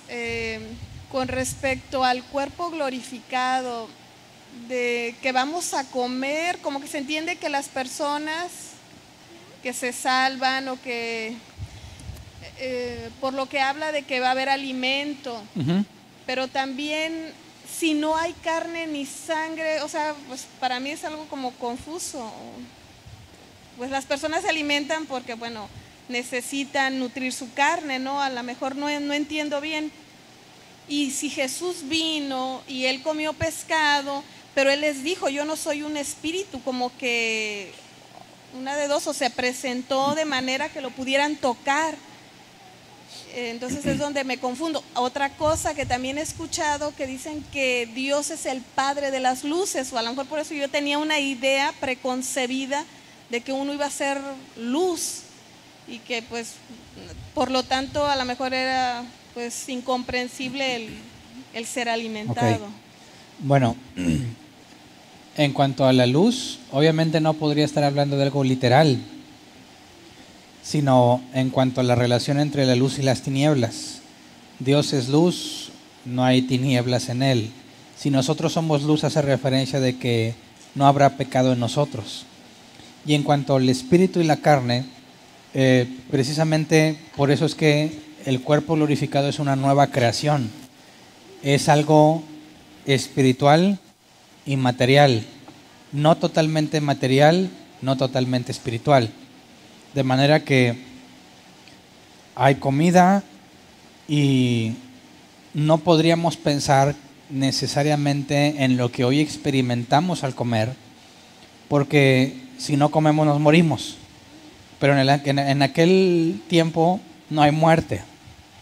No podrías sentir que te duele la panza de hambre porque no hay dolor, ¿verdad? Ahora, y hay una pregunta capciosa, ¿habrá sanitarios? Dice, espérame, cuando tú comes algo, requieres ir a la letrina, como decía Jesús, porque no pudiste aprovechar todo lo que comiste y tiene que haber un desecho. Y es parte de la corrupción, de la ineficiencia de lo que estamos procesando. Pero en aquel entonces ya todo es perfecto. Así que sería difícil pensar que la comida o el comer va a ser una experiencia similar a la que tenemos, porque nosotros estamos bajo corrupción y no podemos procesar bien los alimentos y experimentamos dolor y por eso comemos. Así que es un contexto completamente distinto y tendríamos que enfocarnos a que si todo es bueno, entonces como yo mencionaba el ejemplo de los tacos al pastor, que te genera, al que le gustan los tacos al pastor, un bienestar, los problemas se acaban.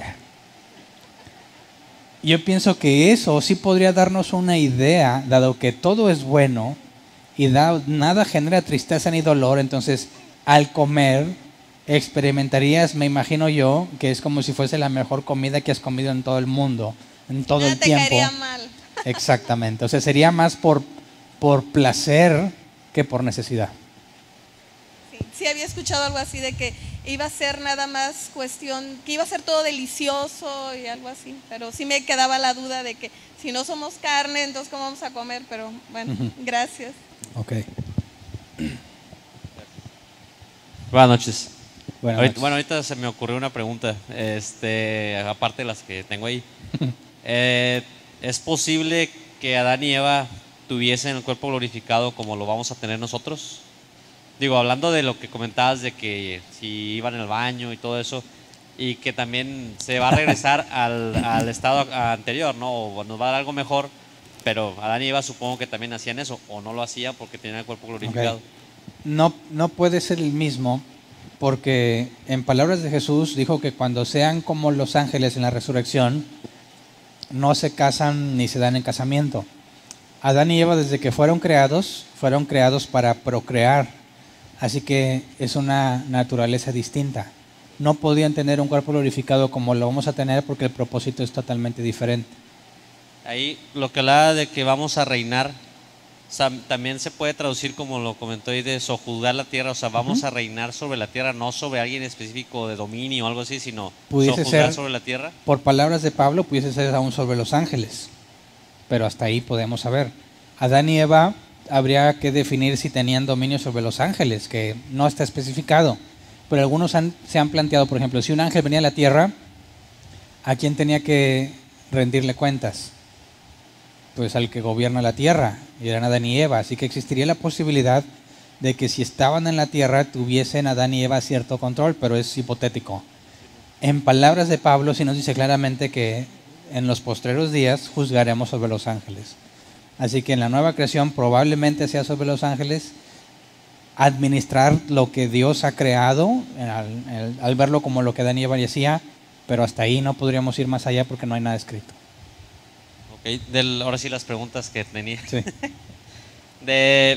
Comentabas de Mateo, que habla de la oración del Padre Nuestro, que dice, venga tu reino. Bueno, también leíste lo de hágase tu voluntad como en el cielo, así también en la tierra. Lo chequé, viene en Mateo y viene en Lucas, es prácticamente las mismas palabras traducidas al español. Ajá.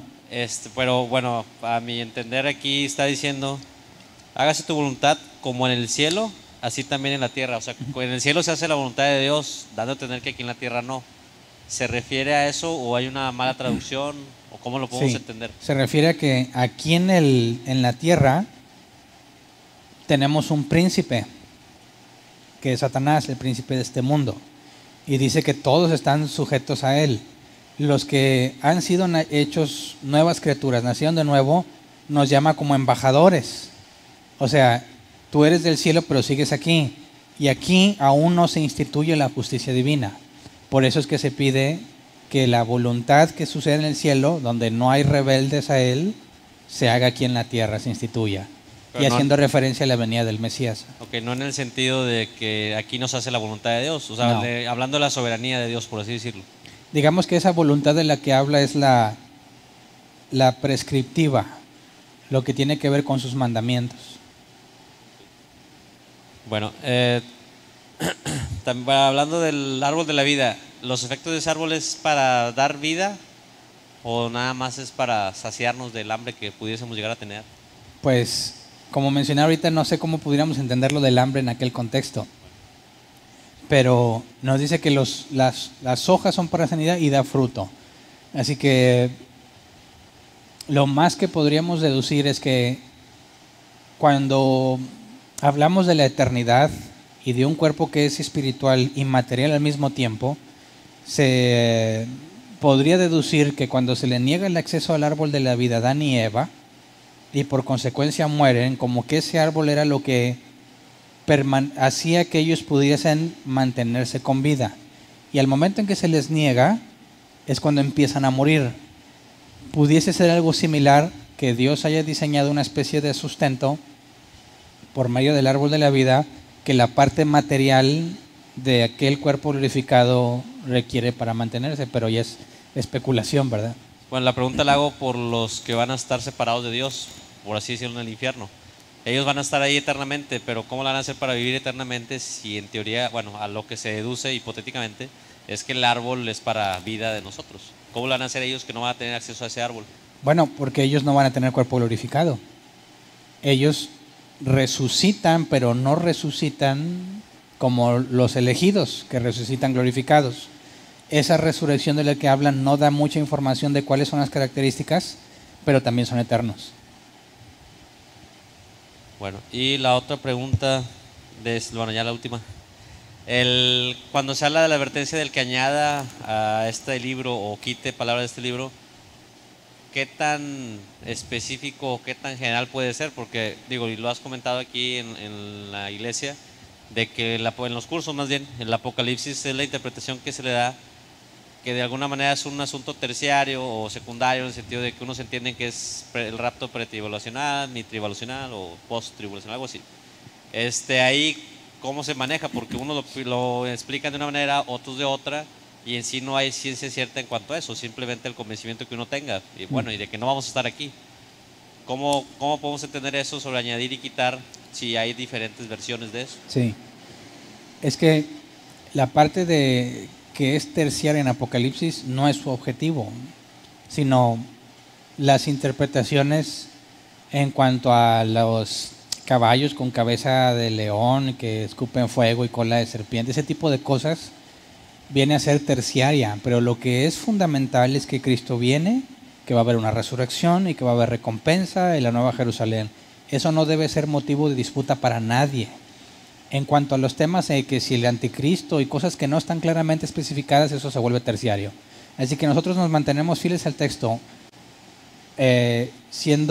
manteniéndonos en el objetivo, dejándolo claro, y también dejando en claro que cualquier otra interpretación que hagamos no la estamos enseñando como palabra de Dios, sino como una de las posibles interpretaciones que puede tener, dejando en claro que puede haber otras y que eso no puede generar ningún conflicto. O sea, ahí la idea es tener la segunda venida de Dios, de Jesús, como algo real que va a pasar. Exactamente. Ya cómo va a suceder, ya sería... Sí, va a haber un juicio, va a haber recompensa, hay un arrebatamiento. ¿En qué momento? Pues como lo quieras acomodar, pero va a pasar la creación, va a haber un reinado de Cristo, va a haber juicio de gran trono blanco, hay una nueva creación y estaremos con Él. Eso es lo fundamental de Apocalipsis, que eso no es terciario, eso es primario. Gracias. ¿Alguien más?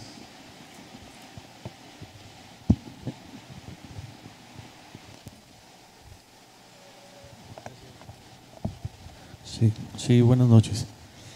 Buenas Pastor, noches. Cuando empezamos a ver Apocalipsis en el versículo 1, mencionaste algo así como una tipo controversia respecto a que si Jesucristo es Dios y todo lo sabe, ¿cómo era posible que la revelación no fuera dada a Él, sino a su ángel? Creo que el versículo 16, como creo que bien lo explicaste el día de hoy, o sea, no deja lugar a dudas de que se está refiriendo a Él. Y en aquel día como que mencionaste algo así como que aquí hay algo que no se entiende muy bien, pero es como lo dijiste hoy, ¿no? Como el versículo 16 lo aclara, o sea, no hay duda de que Jesucristo es el que le revela por medio de su ángel a su siervo Juan las cosas que deben de conocer, que han de suceder, así es, ¿verdad? Sí, pero en el versículo 1 es la revelación que Dios le dio a Jesús. Y vimos que Jesús mismo dijo que el día y la hora nadie lo sabe sino el Padre que está en el cielo.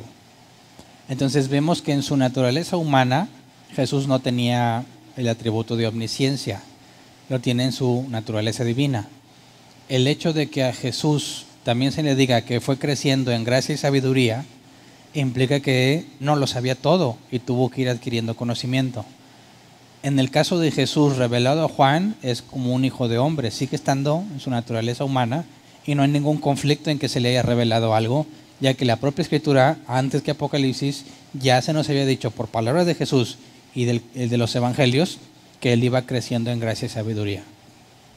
Por eso no hay conflicto, que en su parte humana no tenga todo el conocimiento que en su parte divina sí puede tener, ¿verdad? Pastor, él dice Vengo en breve. Nos hablaste también en esa primera clase de tacos, taquis, algo así. Bueno, Taxi. bueno, en aquella ocasión mencionaste algo de tacos y hiciste referencia a que no son los de la comida. Sí. Pero en el versículo 3 lo dice, menciona el tiempo está cerca. Versículo 1 dice, deben suceder pronto. Y en el versículo 20 que vimos el día de hoy dice, vengo en breve. Vengo en breve, deben suceder pronto y el tiempo está cerca. ¿Podemos Pronto. entender que las tres se refieren a lo mismo? No. Pronto y breve es la misma palabra en griego. Y porque el tiempo está cerca. Cerca no lo recuerdo, pero el hecho de que el tiempo esté cerca no implica, desde la perspectiva de Dios, desde que se le da la revelación a Juan hasta que esto pase, no sabemos cuánto tiempo es, pero no se le dijo a Abraham que el tiempo estaba cerca, ¿verdad? Entonces, si se le dice a Juan que el tiempo está cerca, como quiera no puedes concluir que ya mero pasaba, ¿verdad? Sino que en todo el contexto de la historia, desde Génesis, que se dice que un hijo debe aplastar a la cabeza, a Daniel se le dijo, séllalo hasta que sea el fin de los tiempos, y luego a Juan se le dice, no lo selles porque el tiempo está cerca. Nos habla de que el periodo de vida de Juan está muy aproximado o cercano al tiempo de la segunda venida de Cristo en comparación con Daniel, en comparación con cualquier otra revelación que haya habido antes. No hay nada ahí en ese pasaje que nos diga que ya merito después de Juan venía, ¿verdad? ¿Sí me explico? Entiendo, lo cerca para nosotros no es lo cerca para Dios. No, Así es. exactamente. En pocas palabras. Pastor, el versículo 2 y el versículo 5 del capítulo 22 que vimos hoy, se está refiriendo a lugares diferentes. En el versículo 2, haciendo referencia a que dice, dando cada mes su fruto. Mencionaste algo acerca de meses lunares y que podríamos inferir que va a haber luna. Pero luego en el versículo 5 dice, no habrá ahí más noche y no habrá necesidad de luz ni de sol porque Dios. Entonces, entiendo que se está refiriendo a la Nueva Jerusalén en el versículo, o sea, en el versículo 2 está hablando de la Nueva Jerusalén y si va a haber luna, y luego en el versículo 5 también se refiere a la Nueva Jerusalén y dice no va a haber sol, o son diferentes lugares. Porque si vemos lo que dice el capítulo 21, dice, y la ciudad no necesita ni de luna, ni de sol, ni de luna, ¿verdad? Cuando dice allí en el capítulo 22, y nos acaba de escribir que del trono sale un río y de ahí está el árbol de la vida, dado que el trono está en la Nueva Jerusalén, cuando dice allí no habrá más noche, está hablando del mismo lugar, la Nueva Jerusalén. Y el capítulo 21 ya nos había dicho que la ciudad no necesita iluminación porque la gloria de Dios ilumina todo. Fuera de la ciudad no se especifica si se requiere o no. Y si hay meses, entonces sí es muy factible la idea de que haya luna, pero que en la ciudad nunca va a ser de noche porque ahí está la gloria iluminando a la ciudad, la gloria de Dios. Pero afuera sí puede haber noche. No sé si me explico. Está hablando de lo que pasa en la ciudad. Fuera de la ciudad no nos da detalles. A ver si entendí bien, pastor. O sea que eso de los meses lunares no necesariamente deberíamos de entenderlo como que va a ser dentro de la Nueva Jerusalén, sino afuera. En la nueva creación. Sí, sí. Porque el árbol da 12 frutos, ¿verdad? Uno cada mes. Pero en la ciudad no hay lumbreras. No se requiere que se ilumine con nada en la ciudad. Bienaventurado el que guardare las palabras de esta profecía. Según entiendo, pastor, lo que mencionaste es que debemos de esforzarnos por santificarnos, por justificarnos en lo que a nosotros corresponde. ¿Eso quiere decir que guardemos las palabras de esta profecía? Claro, porque también están las advertencias a las iglesias en cuanto a qué hacer, qué dejar de hacer, qué cosas no hacer. Todo tiene que ver con el permanecer fiel. Si tú te fijas, toda la historia tiene que ver con la fidelidad y con la santidad. Quien guarde las palabras de esa profecía se refiere a ponerlas en práctica, ¿verdad? Obviamente lo que hacen los impíos eso no, ¿verdad? Haciendo referencia al versículo, dice, si alguno quitare las palabras del libro de esta profecía, ¿qué caso tendría, pastor, que les advierta, por así decirlo, que se los va a quitar si desde antes de la fundación del mundo no estaban ahí? Es que nosotros le estamos leyendo que se le quitará como si fuese en el futuro, pero ahorita puse el argumento, si esto fuese una advertencia hacia el futuro, tendrías un problema con la omnisciencia de Dios. ¿Me explico? Así que es una advertencia al lector que no conoce el futuro y que Dios claramente le explica en términos que él entiende que si quita eso no va a tener parte. No como una amenaza de que Dios tenga que esperar a que pase para que te la quite, sino de lo que le va a pasar a él en el tiempo. No sé si me explico.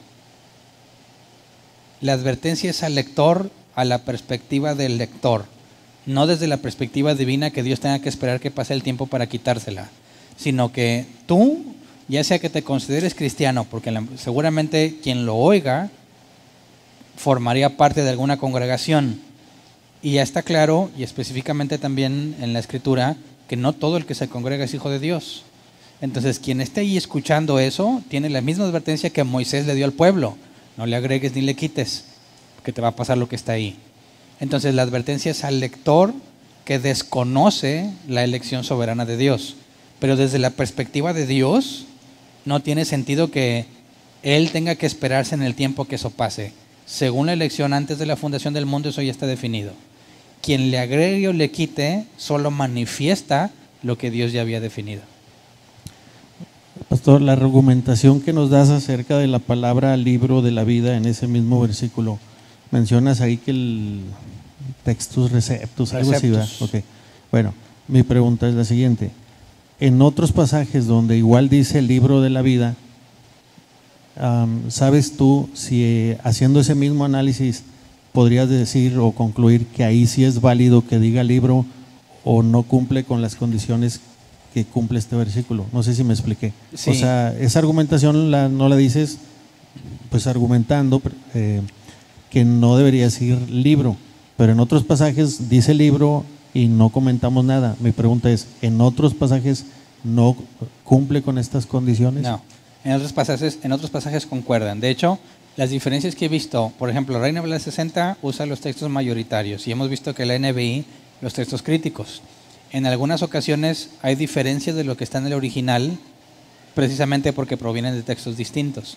Pero en lo que hemos estado estudiando de Apocalipsis, las otras palabras libro, incluso rollo, hacen referencia a lo que el original dice. En ese en particular, de hecho hay otra, cuando dice que bienaventurado el que lave sus ropas, hay otros les llaman los textos textos en español es de la Sociedad Bíblica Unida, no me acuerdo cómo es la palabra, unos textos que aparecieron hace muchos años, y esos textos no dicen bienaventurado el que lave sus ropas, sino dice el que haga la voluntad de Dios. Y queda ahí un tema de que solamente esa publicación dice eso, las demás no. Pero como no es de las que estamos analizando, por eso no lo mencioné. Pero en los demás casos no hay otros tipos, no hay otro caso de ese tipo en el resto. Como para descartar la palabra libro, esa es mi pregunta. Así es. Versículo 12, pastor, dice para recompensar a cada uno según sea su obra. A simple vista, una lectura muy literal, muy superficial, alguien podría decir, ya ves, si es por obras, y son mis obras porque dice su obra. Nada que ver con eso, ¿eh? O sea, no, porque no está hablando de la salvación. Sabemos que aún para los cristianos hay recompensa. A cada uno se le dará según su obra. Pablo habló de que la obra de nosotros pasará por fuego, lo que hayas puesto sobre el fundamento. Así que y el contexto no es la salvación, sino la recompensa. Aunque cuando mencionaste el versículo, pastor, si mal no entendí, hiciste referencia tanto a los que se iban a perder como a los salvos. Sí, porque está hablando de dar el galardón, es darle ya sea recompensa o castigo, cada uno según lo que haya hecho. Va a castigar a aquellos que no son salvos según sus obras, y a los que son salvos les va a recompensar según sus obras. Okay. Cuando mencionas versículos de Deuteronomio, pastor, acerca de que nadie añada palabras, pues sabemos que el canon no se cerró en Deuteronomio, ¿verdad? Entonces, ¿cómo podemos entender eso, pastor? Si en Deuteronomio decía ya no añadas y fueron añadidos. No añadas a los mandamientos, a lo que se especificó en la Torá, todos los mandamientos, los 613 explicados a lo largo de los 5 libros, Todo lo que tenga que ver ahí no le añades, no le quitas. Todo lo que sigue después de esos libros no modifica nada de esos. ¿Sí? Bueno, entendí que hacías referencia a la escritura como que no tenemos mayor norma que ni las tradiciones, ninguna más que la escritura. Entonces, viéndolo de una manera muy simple, digo, bueno, antes ellos nada más tenían el Pentateuco. Y nosotros ahorita ya no, incluso los judíos creo que ya no tienen nada más hasta el Pentateuco. ¿No se puede considerar como que le fue añadido? ¿No se puede considerar como qué? ¿Que le fue añadido? Como que se fue añadido al... Es que en la Biblia tú encuentras que la revelación es progresiva. Es decir, lo que se sabía en tiempos de Adán no es lo mismo que en los tiempos de Abraham. A Abraham se le mostraron más cosas. Y luego, de lo que sabía Abraham no es lo mismo que cuando llegó Moisés. A Moisés se le mostraron más cosas, cosas que no se habían mostrado antes. Se fue revelando poco a poco en la Escritura, y cuando hablamos de un canon cerrado es porque ya no hay revelación nueva, ya todo está ahí. Así que el hecho de que se le haya añadido libros a la revelación no es lo mismo que se le haya añadido a los libros que ya había. ¿Me explico? Ahora sí, la última, pastor. El versículo, la gracia de nuestro Señor Jesucristo sea con todos vosotros, lo encontramos en muchos libros. Entiendo que el que está diciendo eso es el apóstol Juan. ¿Esto es, pastor, un buen deseo de parte del corazón de Juan para con todos los lectores?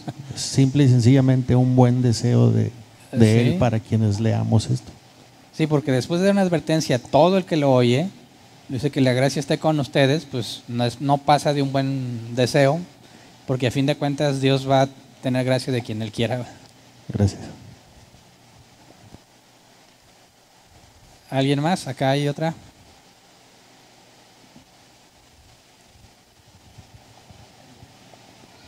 Buenas noches. Buenas noches. El capítulo el 15, que dice, mas los perros estarán fuera, y los hechiceros, los fornicarios, los homicidas y los idólatras y todo aquel que ama y hace mentira. Ese es el que no entiendo.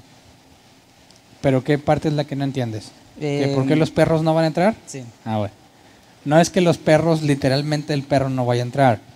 Para el contexto de un judío como Juan o de la gente de aquella idea, un perro era un animal no deseable, impuro, sucio. Decirle a alguien perro era decirle inmundo.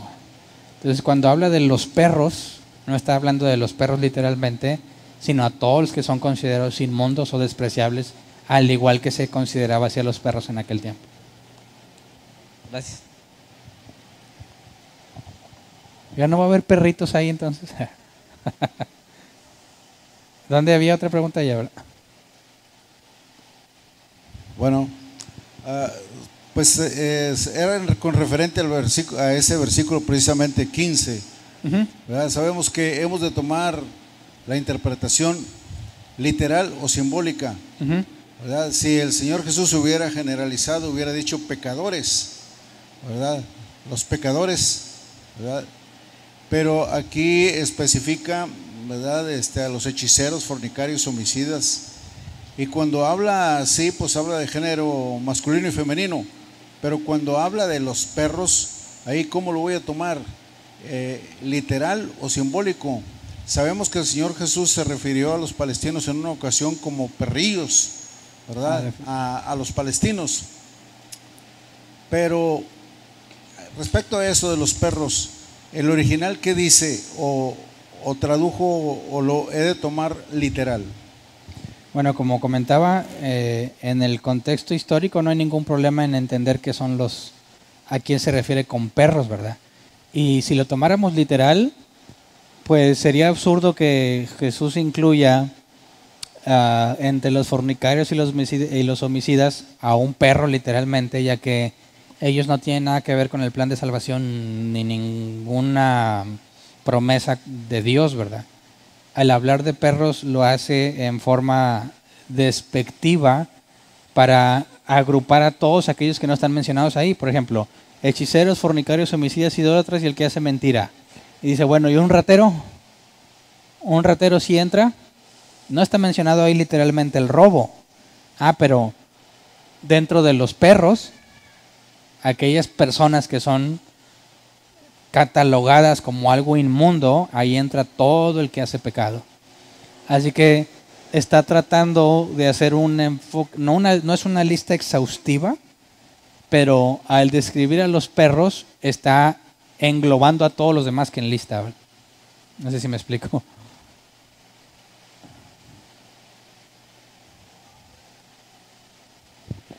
Buenas noches.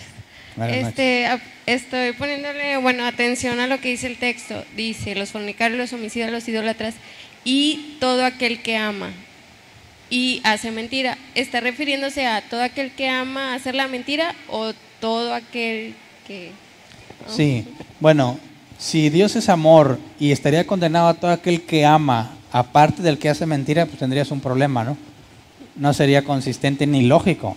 Por eso es todo el que ama y hace mentira.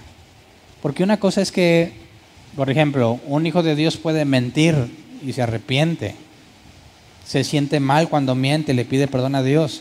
Pero el que ama la mentira, ese no se arrepiente, ese le sigue haciendo y se beneficia de eso, ¿verdad? Entonces ahí es de que el que ama hacer la mentira, ¿no? Sí, ama y hace mentira. Es decir, no nada más el hecho de haber mentido, sino que te deleitas en eso. Ah, ok. Otra pregunta. En donde dice, si alguno no añadiere estas cosas, Dios traerá sobre él las plagas que están escritas. Ahí que está refiriéndose a qué clase de plagas.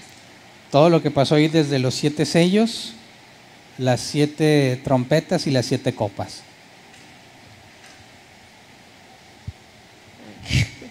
Gracias. ¿Alguien más? Ahí atrás. Ahí está otro. Gracias. Nada más quería hacer un comentario con el tema de lo que vimos en el número 15 de Apocalipsis. Pablo se refirió en Filipenses 3:2, les dio una advertencia, dice, guardaos de los perros, guardaos de los malos obreros, guardaos de los mutiladores del cuerpo. Estaba dando ciertos atributos a las personas que iban a estar en contra de la palabra. Y la analogía del perro como Llevaba algo inmundo, abominable a algo- estas personas. Correcto. ¿Alguien más?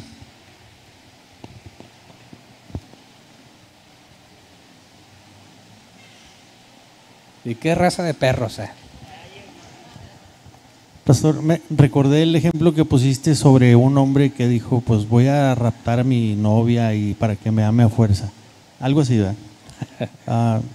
Si ese hombre fuera todopoderoso, vamos a decirle Dios, y él tuviera la capacidad, ¿verdad?, de hacer desde antes de la fundación del mundo, a través de la predestinación y de elegir algunos, como dicen, para que después lo ame, no sería lo mismo que así como raptarla y hacer que lo ame a la fuerza.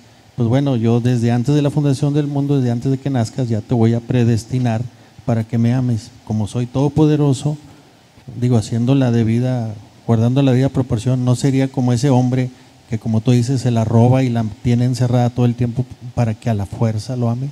¿No Bueno, sería algo parecido? Eso lo ¿Siquiera parecido? podríamos determinarlo en la práctica. ¿Amas a Dios? ¿Sí o no? ¿Sí? ¿Te obligó?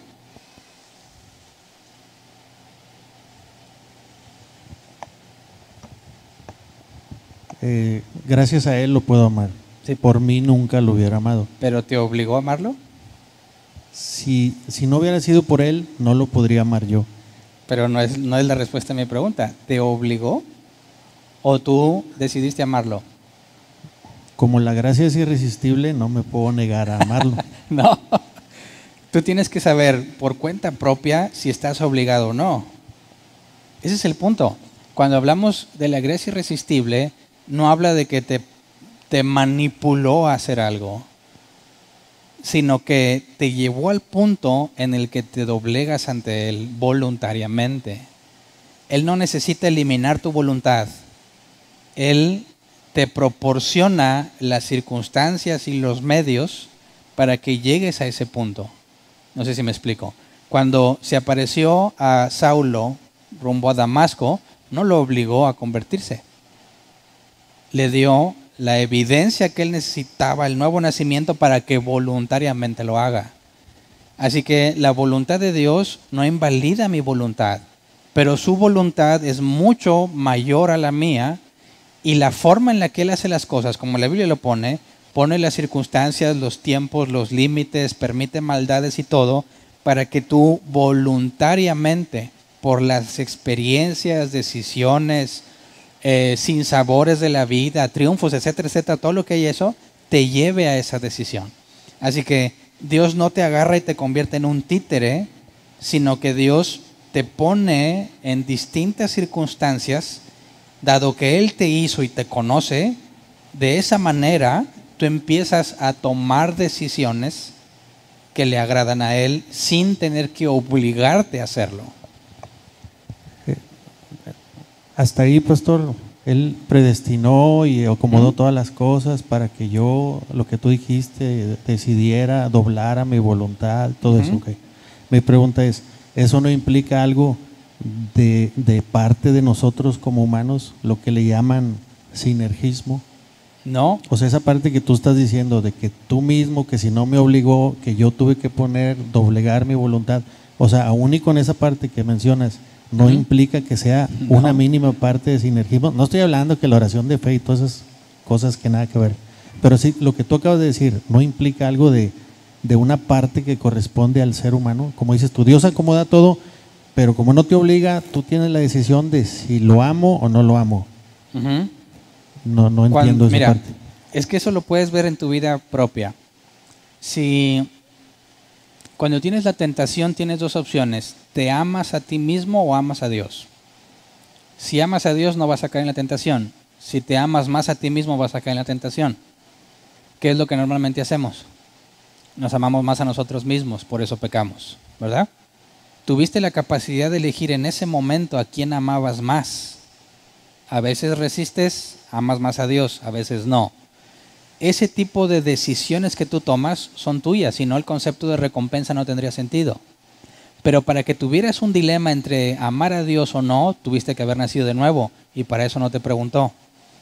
Tú no aportaste nada. Ese nuevo nacimiento te da ahora la capacidad de poder decidir entre amar más a Dios o a ti. Así que yo sigo decidiendo, pero para poder decidir de esa forma, Dios tuvo que haber hecho algo en mí, sin preguntarme, sin cuestionarme, sin que yo lo buscara ni lo mereciera, pero aún así no está forzando mi voluntad.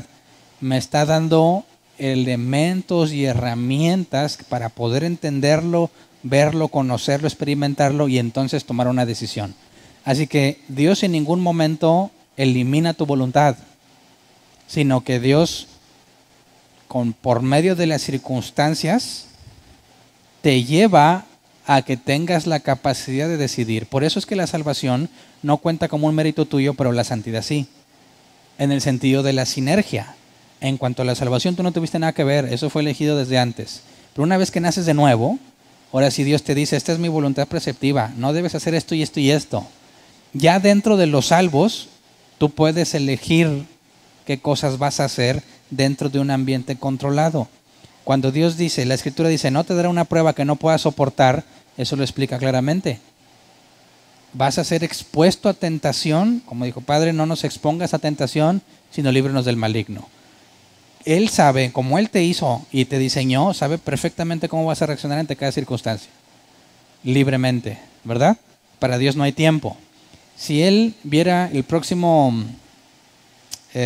juego entre Tigres y Rayados, que a lo mejor no sé de fútbol, pero imagínate que en un mes se va a llevar a cabo. Para Dios no hay tiempo, ¿verdad? Él ya sabe quién va a ganar. ¿Forzó a un equipo a ganar? Porque Él ya sabe lo que va a pasar. No, es como si tú no fueras a ver el partido, lo grabas, una semana después te pones a verlo. ¿Tú estás influyendo en lo que está pasando? No, estás viendo lo que sucedió en base a una serie de circunstancias y momentos, ¿verdad? Cuando Dios determina toda la creación, determina cada cosa que va a suceder para que sus hijos decidan entre Él y el mundo, y los demás que no tienen la capacidad, solamente van a decidir en el mundo, pero ninguno, ni al que eligió ni al que no, lo está obligando a decidir. Por eso en la experiencia propia sabemos perfectamente cómo funciona eso. Porque si Dios te eligió desde la fundación del mundo y aún así viviste muchos años de tu vida sin conocerlo a Él, de repente lo conoces y ahora tienes un dilema entre amarlo más a Él que a ti, eso explica claramente que no se te está forzando, que no se te preguntó y que tú sigues teniendo capacidad para decidir dentro de un ambiente controlado. ¿Me explico? Dicho de otra manera, pastor, ¿puede una persona que fue elegida desde antes de la fundación del mundo llegar a no amar a Dios? No, porque eso haría a Dios que no tenga omnisciencia Ni o que no sea omnipotencia. omnipotente. Eso es a lo que voy con mi pregunta. ¿Sí? Pero el punto es que tú como quiera lo decidiste. ¿Me explico? Gracias. No decidiste tu salvación, decidiste la santidad. ¿Sí? ¿Alguien más? Nadie más. ¿Avisos?